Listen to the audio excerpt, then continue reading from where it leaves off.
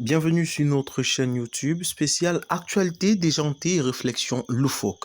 Aujourd'hui, préparez-vous à plonger dans l'univers rocambolesque de la politique gabonaise.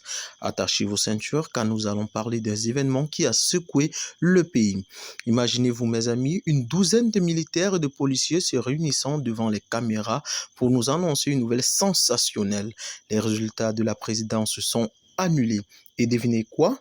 C'est juste quelques heures après que le président Ali Bongo a été déclaré vainqueur. Ah, la vie est pleine de surprises.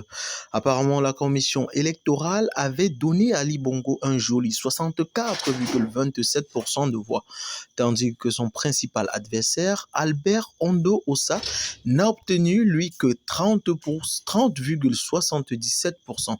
Mais attendez, ce n'est pas tout. Ossa, l'opposant déçu, a qualifié que les élections étaient frauduleuses et a crié haut et fort qu'il était le véritable gagnant. Oh là là, les tensions politiques sont à leur compte. Et voilà nos soldats qui arrivent sur scène, prêts à jouer leur rôle dans le grand théâtre de la politique gabonaise. Ils nous expliquent que tout cela, c'est juste une élection tronquée.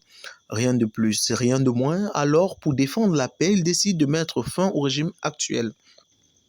Vous ne pouvez pas nous empêcher de les imaginer portant des capes de super-héros en disant nous sommes ici pour sauver le jour. Mais blague mise à part, mes amis, il est important de comprendre que derrière tout ce cirque politique, il y a des préoccupations réelles. Ces soldats dénoncent une gouvernance irresponsable et imprévisible qui a conduit à la dégradation de la cohésion sociale. Ils craignent que le pays ne sombre dans un chaos. Nous pouvons tous ressentir les inquiétudes du peuple gabonais sur l'avenir du Gabon.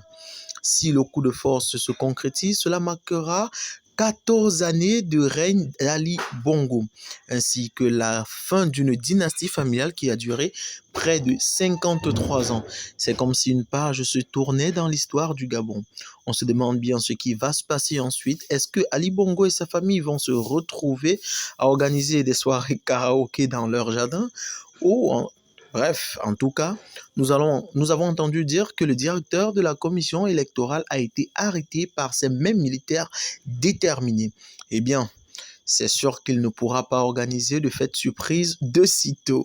Mes amis, restez concentrés sur notre chaîne YouTube pour suivre de près cette incroyable saga gabonaise. Nous vous promettons des mises à jour hilarantes, des commentaires décalés et un regard empathique sur les événements qui se déroulent sous nos yeux ébahis. Ne manquez pas la suite de ce feuilleton politique plein de rebondissements. Surtout, activez la cloche de notification et abonnez-vous.